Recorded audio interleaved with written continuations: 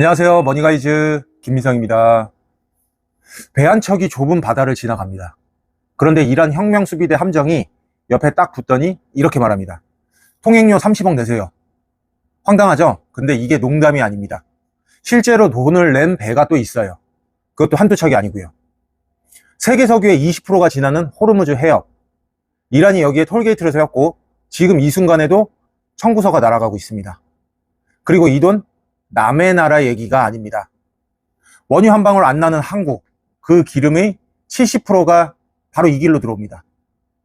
오늘은 이란이 호르무즈 해협에서 통행세를 받으려고 하는 이유와 이로 인해 한국이 부담해야 할 비용이 어느 정도이고 어떠한 영향을 미칠지에 대해서 분석해 보겠습니다. 본격적으로 영상 시작 전 구독과 좋아요, 알림 설정 부탁드립니다. 지난 2월 28일 미국과 이스라엘이 이란을 전격 공습하면서 전쟁이 터졌습니다. 호르무즈 해협은 사실상 봉쇄됐고 걸프만에 발이 묶인 선박만 무려 3,200척. 그런데 이란이 조용히 움직이기 시작합니다. 페르시아만 입구 2개의 섬 사이에 자기들이 통제하는 항로를 만들고 통과를 원하는 선박에게 청구서를 내밀었어요. 배의 정보를 미리 넘기면 군함이 옆에 붙어서 안전하게 지나가게 해주겠다는 겁니다.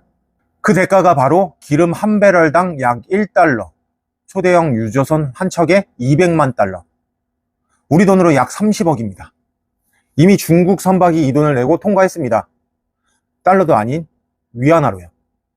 그리고 3월 30일 이란 의회 안보위원회는 이 비공식 징수에 법적 근거를 부여하는 통행료 법안을 공식 승인했습니다. 본회의 표결만 남았어요. 그럼 이란이 이걸로 얼마를 벌까요? 이란 관영 매체의 계산이 꽤 충격적입니다. 평상시 기준 하루 140척이 호르무즈를 통과합니다. 여기에 척당 30억을 곱하면 연간 수익이 약 150조 원입니다. 이란 GDP의 20에서 25%에 해당하는 금액이에요.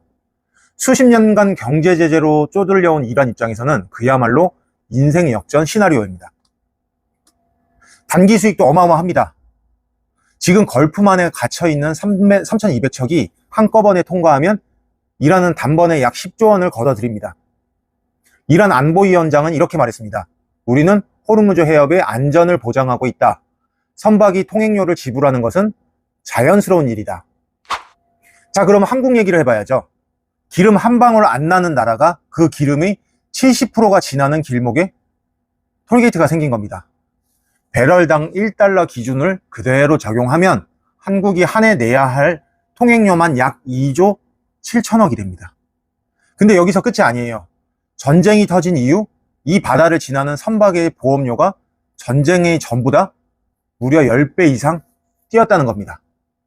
이 비용이 정유사를 거쳐 결국 우리 기름값에 그대로 얹어집니다.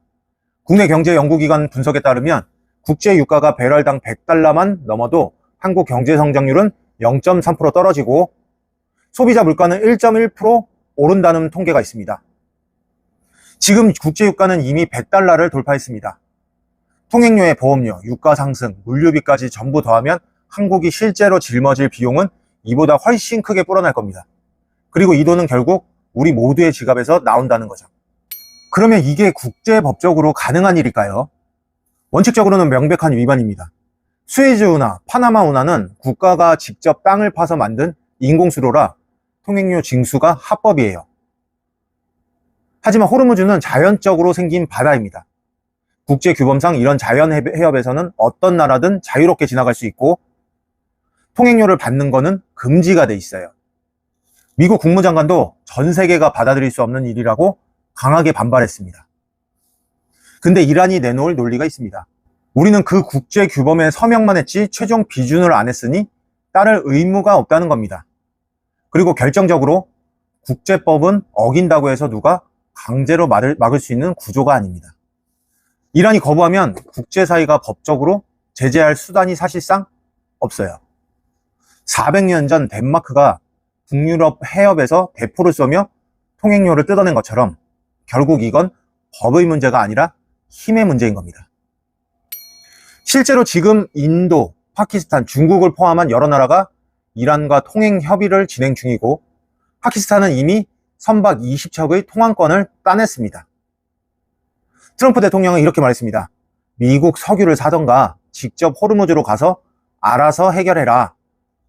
사실상 이란의 통행세를 묵인하겠다는 신호로 읽혀집니다. 러시아가 가스관으로 유럽을 흔들었다면 이란은 바닷길로 아시아를 흔들고 있는 겁니다. 그리고 그 한가운데 대한민국이 있습니다. 이 사태가 종전 협상과 맞물려 어떻게 결론이 날지 여러분의 생각을 댓글로 자유롭게 남겨주세요.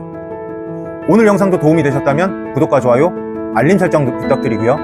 저는 더욱 깊이 있는 분석으로 다시 돌아오겠습니다. 감사합니다.